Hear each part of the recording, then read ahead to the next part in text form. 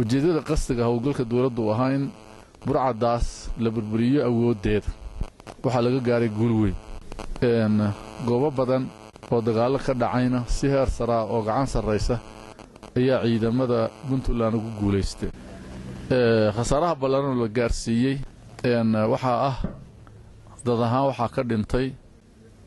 57 qof oo 10 ka mid yihiin dadka madaxda u ahaa waxa ka dhaawacmay 65 ayaa ka dhaawacmay waxa laga gubay mootaro laba ah waxa laga guuday qalab kale oo badan oo qalabka dagaalka ah waxa laga qabtay hanti kale oo wajigiisa saddexaad oo kalena waa u socdaa meelihii ugu dambeeyayna ayaa iminka laga safayn doonaa insha Allah meelaha aan naga dhow fogeyn oo dariska iyaga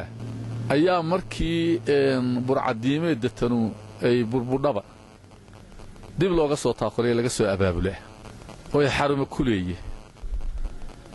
markii la dhameeyaba waxa keenaya oo halkan laga nadiifiyaba inay soo noqdaan dariska iyaga darisaha noo xiga ayaa keenaya xarumo waaweyn ku leeyihiin khasaraha dhinaca iyaga anaga waxa naga shahiiday 6 askari iyagana jannas firdaws la calaamad loo gabariyeen inuu geeyo dhaawacna waa 7 askari kormeer baan idin ku nimay inaan idin la aragno waxaad ku sugan tihiin iyo goobaha joogtaan iyo inta soo madheen iyo waxa maarta kulli haddaan xabadrina inaan saacad walba ogaano waxaad qabtaanin inaan aragno intaasoo dhan aad iyo aad bay wax ugu faraxsan yihiin guulaha aad ka gaadheen cadawga ka gaadheen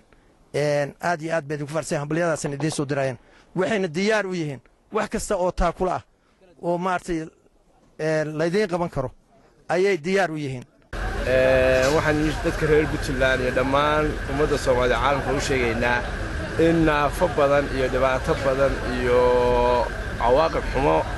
ay mutaysteen inay ka heleen dagaalkii ay kaga hor yimaadeen geesiyaasha ciidamada Puntland nimanka argixisada ah ee meelahan deganaa oo muddo dhowr sano ah meelaha kan si Soomaaliyeed ugu doominayay oo aan awood badan iyo xoog badan awalba ku lahayn meelahan laakiin Soomaaliyeed dadkii deegaanka ka saaray burcadiimeed